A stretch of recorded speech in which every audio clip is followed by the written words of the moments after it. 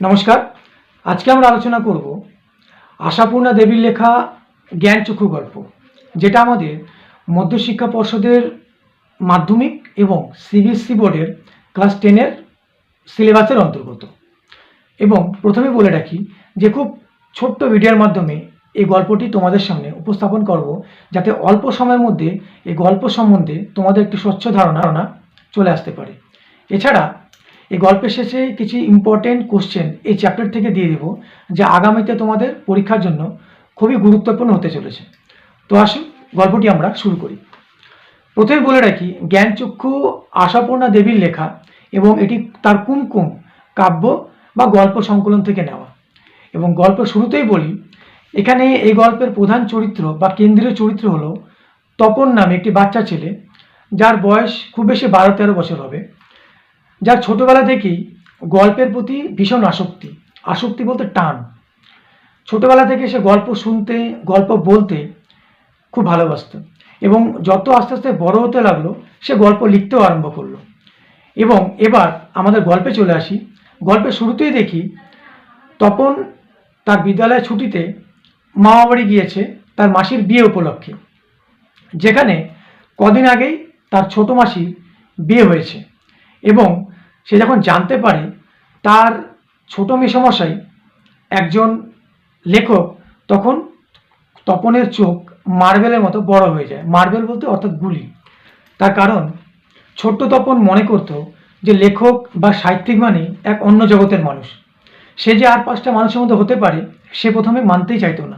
কিন্তু যখনই তার ছোট মেসোকে দেখে যে আর 5জন তাদের বাবা, মেজো কাকু বা মামাদের মতোই সেই ছোট মেসো দাড়ি কামান, সিগারেট খান, একসঙ্গে বসে রাজনৈতিক আলোচনা করেন, তখন সাহিত্যিক বা লেখক সম্বন্ধে তার ধারণা পাল্টে যায় এবং সেও মনে করতে লাগে যে লেখকরাও আর সাধারণ মানুষের মতো হয়ে থাকে। এই সমস্ত কারণে ছোট মেসোকে দেখে তপনের জ্ঞানচক্ষু খুলে গেল। জ্ঞানচক্ষু কথার অর্থ হলো বোধশক্তি বা বোধোদয়। এরপর একদিন দুপুরবেলা তার ছোট মেসো যখন ঘুমোচ্ছিল, তখন তপনের ছোট মাসি তপনের লেখা একটি গল্প তার ছোট মেসোকে দেখাতে চায়। কেননা তপনের ছোট মাসি মনে করতেন যে রত্নের মূল্য জহুরির কাছে।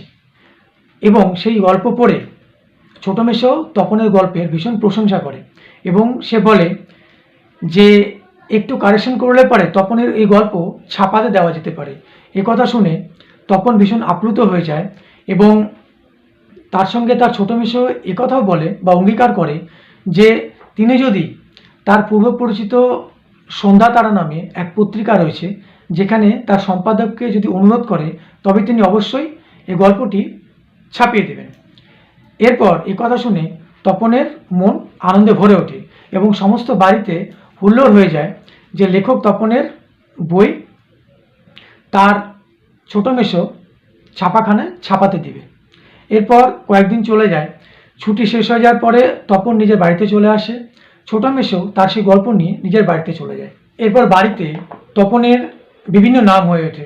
কথাশিল্পী, সাহিত্যিক, লেখক, বিভিন্ন প্রশংসনীয় নাম তপনের বাড়ির লোক তপনকে বলতে থাকে। এরই মধ্যে তপন আরও 2-3টে গল্প লেখা শেষ করে ফেলে।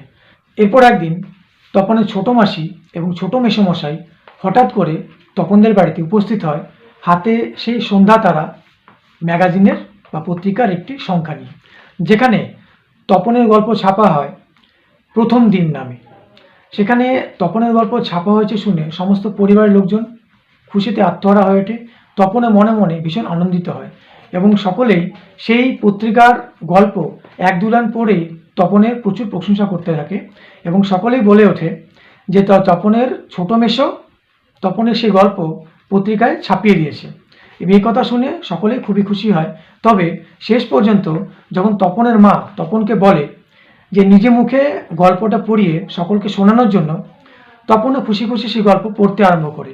কিন্তু গল্প পড়তে গিয়েই তপন দেখতে পায় যে গল্প তার নাম করে ছাপানো হয়েছে আসলে সে গল্প তার লেখা নয়। তার ছোট মেসোমশাই গল্পটি কারেকশন করার নামে আগাগোড়া অর্থাৎ পুরোটাই গল্প পরিবর্তন করে নিজের মতো করে অন্য একটি নতুন গল্প সেই পত্রিকায় ছাপানো হয়েছে। এবং সেই গল্প পড়তে পড়তে তপন যখন আটকে যায়, তখন তার মা তপনকে ধমক দিয়ে পুনরায় পড়তে বলে এবং তপন কোনো মতে সেই গল্পটি পড়ে সেই পত্রিকাটি সেখানে রেখে ছাদে চলে যায়। ছাদে গিয়ে নিজের জামা দিয়ে চোখের জল মুছে সে মনে মনে ভাবে যে আর কোনো দিন সে কখনোই কাউকে তার গল্প ছাপাতে দেবে না। প্রয়োজনে সে নিজে গিয়ে ছাপাখানায় তার গল্প ছাপানোর জন্য যাবে। সে গল্প ভালো হোক আর মন্দ হোক, যাতে কেউ পরবর্তীকালে না বলে যে অমুক লোক তপনের গল্প ছাপিয়ে দিয়েছে। এরপরেই তপনের সে জ্ঞানচক্ষু খুলে যায়, কেননা তার নাম করে অন্যের গল্প ছাপানোতে যেখানে তপন নিজেকে খুঁজে পায় না, সেক্ষেত্রে তপনের দুঃখের থেকে বেশি অপমান বোধ মনে হয়েছে। তাই এই গল্পের নাম জ্ঞানচক্ষু এই কারণে দেওয়া হয়েছে যে সবশেষে যখন তপনের বোধোদয় হয় বা তার বোধ শক্তিতে সে জানতে পারে যে এই বিষয়টি বা এই গল্পটি তার লেখা নয়, তখনই তার সুখ দুঃখে বদলে যায়। তো যাই হোক, গল্পটি এখানে শেষ। খুব অল্প করে এবং ছোট করে তোমাদের বোঝানোর জন্য কোনো মতে ভিডিওটি বানিয়েছি। তো এই জ্ঞানচক্ষু গল্পের কিছু প্রয়োজনীয় প্রশ্ন যেটা আগামীতে তোমাদের মাধ্যমিক বা সিবিএসসি বোর্ড এক্সামে খুবই ইম্পর্টেন্ট, সেটা আমি বলবো কিছু ব্যাখ্যামূলক প্রশ্ন আমি এখানে বলে দিচ্ছি। যেমন, কথাটা শুনে তপনের চোখ মার্বেল হয়ে গেল, এটা 1 নম্বর। 2 নম্বর প্রশ্ন হলো, নতুন মেশোকে দেখে জ্ঞানচক্ষু খুলে গেল তপনের। 3 নম্বর হলো, রত্নের মূল্য জহুরির কাছে। 4 নম্বর হলো, বুকের রক্ত ছলকে ওঠে তপনের।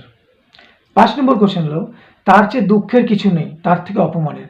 তো এই সমস্ত কিছু সংক্ষিপ্ত প্রশ্ন, এছাড়া কিছু এমসিকিউ বা অতি সংক্ষিপ্ত প্রশ্ন, যেমন তপনের মেসোমশাই পেশায় কি, তপনের পুরো নাম কি, এখানে কোন পত্রিকার কথা বলা হয়েছে, তপনের গল্প কি নামে লেখা হয়েছিল, বিভিন্ন ছোট ছোট প্রশ্ন এই গল্প থেকে আসতে পারে। এবং তোমরা যদি মাধ্যমিক বা ক্লাস 10-এর সিবিএসসি এবং মাধ্যমিকের অন্যান্য গল্প, বাংলা গল্প বা কবিতার বিষয়বস্তু জানতে চাও, তো তোমরা অবশ্যই তার কমেন্টে লিখে দাও। আমি অবশ্যই চেষ্টা করব খুব তাড়াতাড়ি শীঘ্রই আরও বাকি গল্প এবং কবিতাগুলো নিয়ে আসার জন্য। তো ভিডিওটি ভালো লাগলে অবশ্যই লাইক করে দেবে এবং যাদের প্রয়োজন তাদের মধ্যে শেয়ার করে দেবে। এবং আগামীতে এই ধরনের পাঠ্যপুস্তক বিষয়ে মাধ্যমিক এবং ক্লাস 10-এর সিবিএসসি বোর্ডের গল্প পেতে হলে আমার চ্যানেলটিকে সাবস্ক্রাইব করে সঙ্গে থাকবে। ধন্যবাদ।